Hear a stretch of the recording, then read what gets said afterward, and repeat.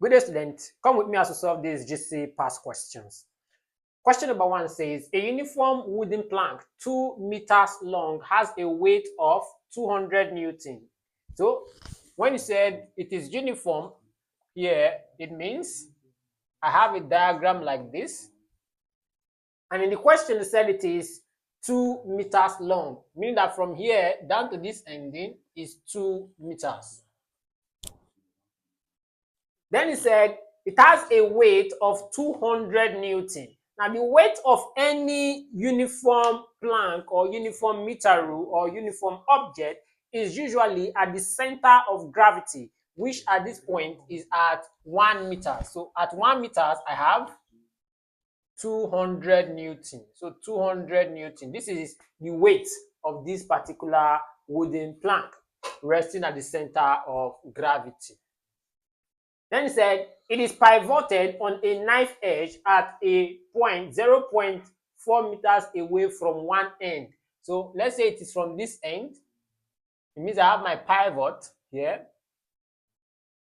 From here down to this point is 0.4 meters. So if from here down to this place is 0.4 meters, and I know that from here down to this point here is 1 meters, automatically it means that this place is 0.6 meters. And this part is 1 meters. So then it said from one end of it. So question number 1 says calculate the downward force that should be applied on the end of the plank nearer the pivot so that the plank balances horizontally. So we are going to apply a force at one end of this particular plank, and they said the end that we should apply that force should be closer to the pivot. This end is closer to the pivot than this end. It means we are going to apply a force here that we do not know. So let's call it F. So from this, we are going to apply the law of moment. So we are taking our moment to the pivot. Take our moment to the pivot, because the law of moment says that what total anti-clockwise moment is equal to the total clockwise moment. So if we apply that, it means my total anti-clockwise moment is equal to clockwise moment. So this means that I have what? Force times the distance between this force and the pivot here is 0.4 meters. So I have times 0.4 is equal to, then I have 200 Newton, which is this force here, times the distance between it and this force, which is what? 0.6. So I'll divide both sides by 0.4 divided by 0.4. So this means that I have 200 times 0.6 divided by 0.4. This means that the total force that is applied at the end closer to the pivot is 300 Newton. So that's that for question number 1A. Moving on to question number 1AII. It said calculate the reaction force produced at the pivot when the plank balances horizontally. Now, when the plank balances horizontally, the reaction produced is the sum of all the forces present in this. And in this case, for this particular plank to be balancing on this pivot horizontally without any upward force, it means that there is no upward force pulling it. So because there is no upward force, it means here that my total reaction, so my reaction force here is going to be the sum of the downward forces. And my downward forces here are 300 Newton plus the weight of the plank itself, which is 200 Newton, and that will give me 500 Newton. So that takes us to question number 1AIII. So it says, name a device whose functioning depends on the principle on which you base your calculation in I above. Now, the principle on which we base our calculation in I above is the principle of moment, which says that for a body to be in equilibrium, that the total upward force or the total anti-clockwise force must be equal to the total clockwise force or total downward force. That is the principle of moment. And one of The device that makes use of this is your beam balance. Another device or another apparatus that uses this same principle is the seesaw. Moving on, that takes us to question number 1B, which says describe an experiment using dynamic trolleys to show relationship between the mass of a body and the acceleration produced when a constant force acts on the body. Your description should include an outline of the procedure, the readings taken, the analysis of the readings to arrive at the required relationship, and precautions to ensure accurate result. Now, when you have an experiment to conduct using dynamic trolleys to show the relationship between mass of a body and the acceleration, now the first thing you do is to have the trolley placed on a smooth surface, on a smooth plane. Let's say this is my surface, and then I place my trolley on a smooth plane like this. And the reason you are placing your trolley on a smooth plane is so that you can reduce friction or resistance to the motion of the trolley. And then you attach a string and pass it through a light, inextensible pulley system. So if this is the smooth plane, this is my pulley system. Then at the end of the other end of the string, you attach a standard mass of a body to it to what? Constantly serve as a force that will be pulling the trolley through this pulley system.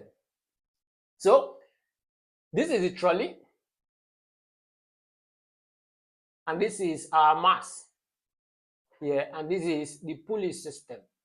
So the pulley system is serving as a frictionless system to ensure that this trolley is pulled even without human interference. So we constantly are going to be adding certain mass to this trolley, and for each time that we add a mass, we are going to be noting the acceleration of this trolley towards the end of this particular surface, and we are going to be using our time measurement or our apparatus for measuring time or motion detector to determine the acceleration of this trolley towards the pulley. And for each time that we're adding that mass, we'll be recording the time that it takes for it to move a particular distance. That is just talking about the outline of this procedure. So we are going to tabulate our readings that we've gotten. We're going to tabulate it with our mass. We're going to have a serial number. We're going to include our mass measured in grams, and then we are going to have our time it takes for this mass to move. And then we are going to calculate our acceleration, meter per second square as the unit. We're going to calculate our acceleration, and we're going to tabulate all our readings as we are doing this experiment for each one of the parameters that we've gotten. Then, after which, we are going to give an analysis. From this table, we are going to plot a graph that will show the relationship between the acceleration and the inverse of the mass. So our graph will include the acceleration and the inverse of the mass. And when we do that, you discover that it's going to be a straight line graph, because acceleration is inversely proportional to the mass of a body according to Newton's second law of motion, which says that F is equals to ma. With this, you know that your A is equals to F over m. So if I'm to bring out a sign of proportionality, this is the same as saying that my acceleration is inversely proportional to my mass. So this is what this whole experiment is trying to bring out, the relationship between what? Acceleration and the mass of a body. And their relationship is what? Is an inverse relationship based on Newton's second law of motion. So what are the precautions that we take during this experiment? One of the precautions is that we ensure that this trolley is placed on a smooth surface. Second precaution, we ensure that the string is inextensible, meaning that it does not what? Extend. It does not stretch. So those are the two precautions that we take for this experiment. So that takes us to question number 1C, which says, when an object is hung from a Newton balance, the balance reads 20 Newton when the object is hung in air, and reads 17.5 Newton when the object is fully immersed in water. So that takes us to question number 1C, which says, when an object is hung from a Newton balance, the balance reads 20 Newton when the object is hung in air, and reads 17.5 Newton when the object is fully immersed in water. Roman figure 1 says, explain the difference in reading. And Roman figure 2 says, name a practical application of the observation described above. Now, why do we have difference in the reading? The difference in the reading is as a result of upthrust. When the object is immersed in water, there is an amount of water that is displaced from the water body. Hence, there is what? Loss in weight. So the loss in weight is always equivalent to the amount of water that is what? Displaced. This phenomenon is called the principle of buoyancy or upthrust of a body. So when a body is placed in water, it displaces an amount of water that is equal to the weight that is lost in water. And that principle is called the principle of buoyancy or upthrust. So Roman figure 2 says, name a practical approach or application of this observation. This is observed in principle or applications only or mostly in vessels that are in water, like your ship or your submarine. So that is the reason for their flotation or their ability to stay on water. So that takes us to question number 1D, which says, a girl drags a box of egg along a horizontal surface by means of a rope, which makes 30 degrees with the horizontal. The tension in the rope is 4,000 Newton, and the force of friction between the box and the surface is 100 Newton. Question number 1DI says, draw a labeled diagram to show the forces acting on the box. So the first thing we are going to do is to draw a labeled diagram to show the forces acting on the box. So this is our box. So this is our horizontal surface. And the girl is pulling this particular box with a rope inclined with at 30 degrees to the horizontal. So this is 30 degrees to the horizontal. And the force or the tension in this rope is 4,000 Newton. There's a frictional force which is dragging this box backward, 100 Newton. And then it said we should show all the forces acting on this. The weight of this box is moving downward. This is the weight of the box pulling downward, and we have a reaction moving upward. So this is the diagram showing all the forces acting on this particular box. So this is the A part of the Roman figure 1 part of this question, which talks about what? Draw a labeled diagram to show the forces acting on the box. So this is a labeled diagram showing the forces acting on the box. Roman figure 2 says, calculate the horizontal force applied by the girl to cause the box to move. So the horizontal force is Fx, is the force along the horizontal axis, and that is what? F cos theta. And in this case, Since our force here that the girl is applying is the tension in the rope, that's the same as saying I have a tension cos theta. And that will give me 4,000 times cos 30. And cos 30 should give me 0.8660 cos 30. So this is similar as saying I have 4,000 times 0.8660, and that will give me 3,464 Newton. So this is the horizontal force applied by the girl for the bus to move. This is Roman figure 2. This is Roman figure 1.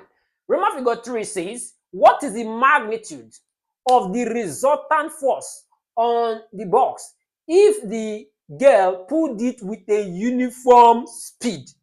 Please note that if the girl pulls this box with a uniform speed, the resultant force will be 0. Why? Because there will be no acceleration. And we know that force is equal to the mass times acceleration. And since there is no change in the speed, as the speed is what? Uniform. And acceleration talks about what? Change in velocity or change in speed. And since there is no change in the speed or change in the velocity, it means that the resultant force, if the girl pulls with a uniform speed, will be what? 0. So there is no force applied.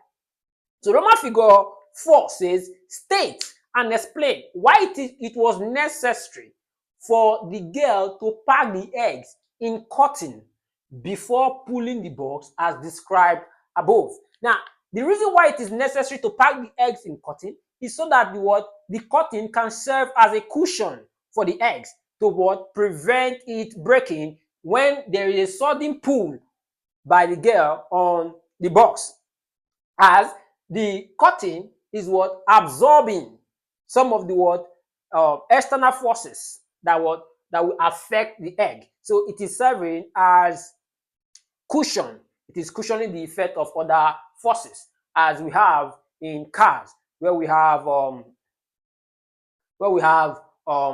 what do you call it? Shock absorbers. So we have shock absorbers in cars. So this your cotton here is also serving as a shock absorber in this box to prevent the eggs from breaking. So that takes us to question number 2, which says 2A says define the following terms. Roman figure 1, displacement. Displacement is simply the change in the position of a body. The change in the position of a body in a particular direction. The change in the position of a body in a particular direction. And it is a vector quantity, which means it has both magnitude and direction. And it is measured in meters. It is measured in meters. Roman figure 2 says we should define acceleration. Acceleration is simply the rate of change of velocity with time. The rate of change of velocity with time, which means that acceleration is simply change in velocity over time. And it is also a vector quantity. It is measured in meter per second square. Meter per second square. Question number 2B says, a lead ball of mass 2 kg is thrown vertically upward into the air with an initial velocity of 20 meters per second. Roman figure 1 says, the first part of the question says, draw a sketch diagram to show Roman figure 1, its speed varies with time of motion. So what you just have to do is just draw a graph here that talks about speed and time. So we have speed and time here. So this is a speed time graph. So the speed varies with time of motion. So in this particular graph, you can just draw a straight line here. So at this point here, the speed is going to become what? So here your v is equals to 0. So this is your u, the speed with which it is moving. But there is no direction. And it remains at this point as there is no direction. But for that of velocity, which is Roman figure 2, how the velocity varies, I'll be having something like this. This will become velocity, and this is time. So for velocity, what I will simply be having, as there's no change in velocity, or how velocity varies with time of the motion. So this can go like this.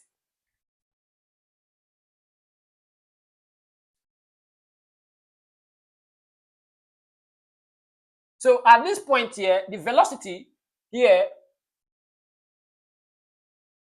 so the velocity here is also equal to 0. And this is your initial velocity. But at this point, it does not just remain at this point, as in the case of velocity. Because of its direction, when it gets to this point of 0, it moves downward. So here I have what? Negative velocity. So I have what? Negative of the velocity, negative v, moving downward at this point. So in the case of speed, it only moves down to this point and then it stops there, as there is no direction. So when it gets to maximum height, it just stops at maximum height. But for the case of velocity, it moves backward as a result of what? Getting to maximum height, where the velocity has now come to 0. Moving on to question number 2BIII. It says, calculate the maximum height attained by the ball during its motion. Calculate the maximum height attained by the ball during its motion. So we know that from the original question, the mass of the ball is 2 kg, and we know that its initial velocity is 20 meters per second. And then they were asked to find the height, maximum height attained, which we do not know. Now, with these parameters, we know that whenever a body is thrown vertically upward, when it gets to maximum height, its final velocity v is equal to 0 meters per second. So from that,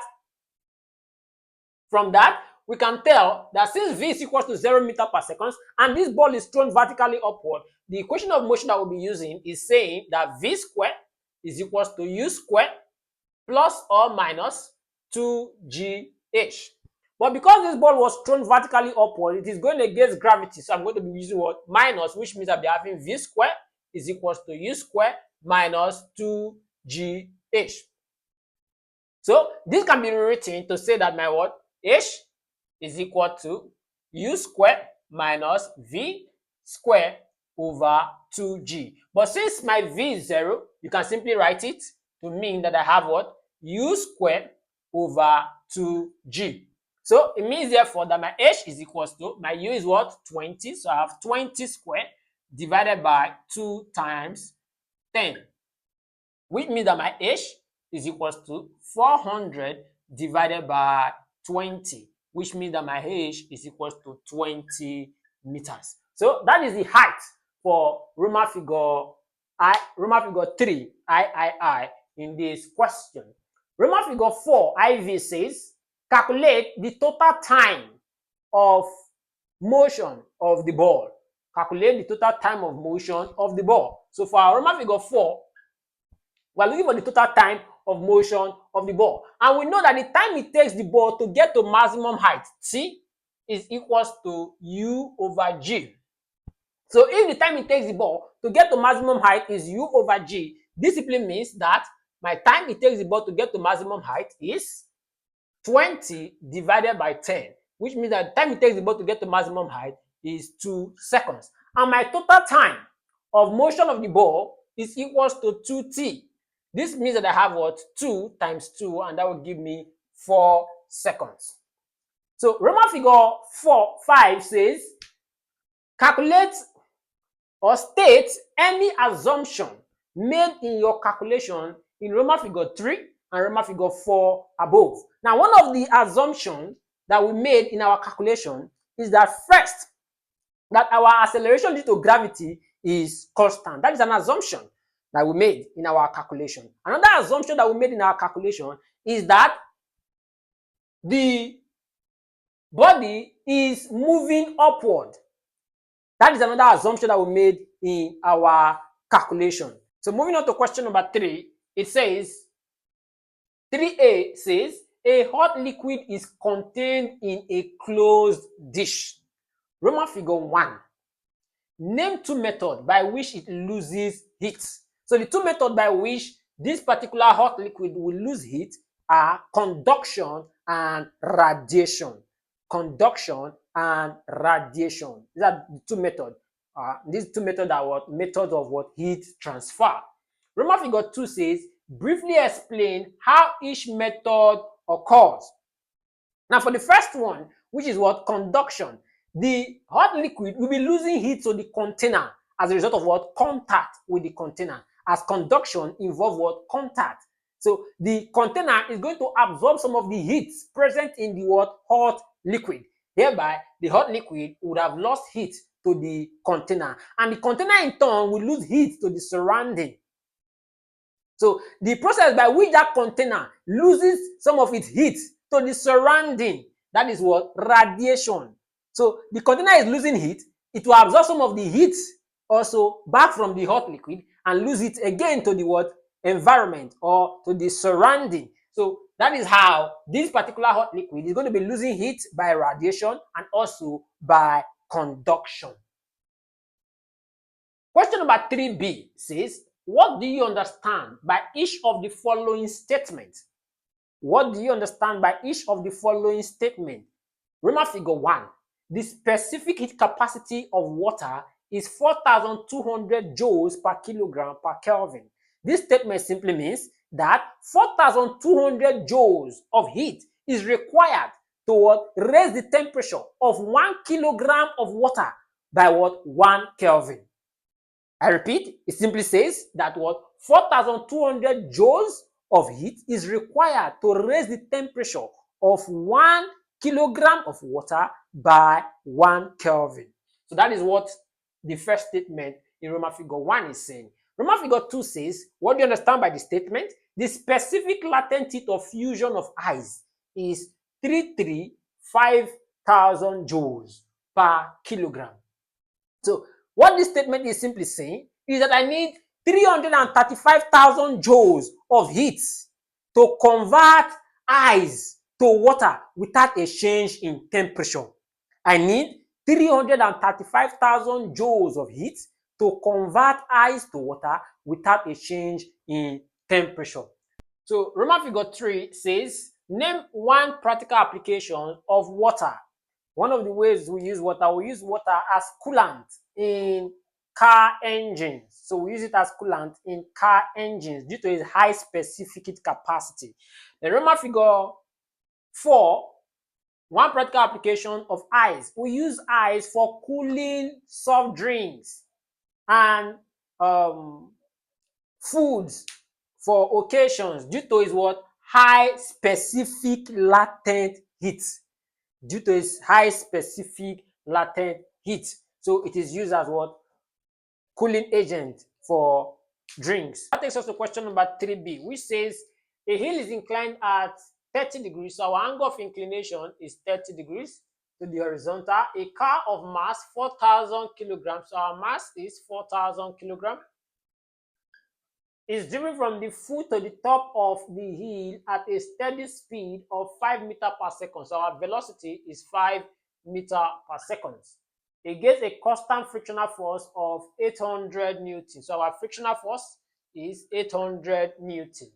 The car uses 0.5 liters of petrol to move 100 meters along the hill upward. So we have the petrol at 0.5 liters.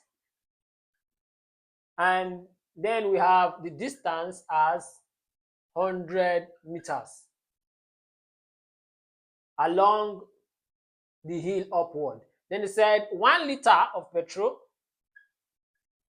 is 6 times 10 raised to the power 6 joules of energy. So Roman figure 1 say calculate the work done by the car against friction. So the work done by the car against friction is the force times the distance. That's the frictional force times the distance. And that will give me 800 times 100. And that will give me 80,000 joules. So Roman figure 2 says calculate the gain in potential energy of the car. So we are to look for the word gain in potential energy of the car. And that will give me mgh sine theta. And that is the same thing as saying I have 4,000 times 10 times 100 times sine 30. That is the same thing as saying I have 4 million times sine 30 is 1/2, which means that the potential energy of the car is going to give me 2 million joules. So that is Roman figure 2. Roman figure 3 says we should calculate the gain in kinetic energy of the car. The gain in kinetic energy of the car is half mv squared. So this is the same as saying I have 1/2 times 4,000 times the velocity here is 5, so this is 5 squared.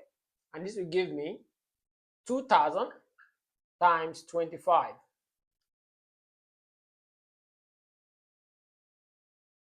And that will give me 50,000 joules. So that takes us to Roman figure 4, which says the energy input into the car from the petrol. The energy input into the car from the petrol. The energy input, so our energy input is equal to the quantity of the petrol times the energy of 1 liter of the petrol, and that will give me 0.5 times 6 times 10 raised to power 6, and that will give me 3 times 10 raised to power 6 joules. Moving on, the next part of the question says we should calculate the total energy output. And my total energy output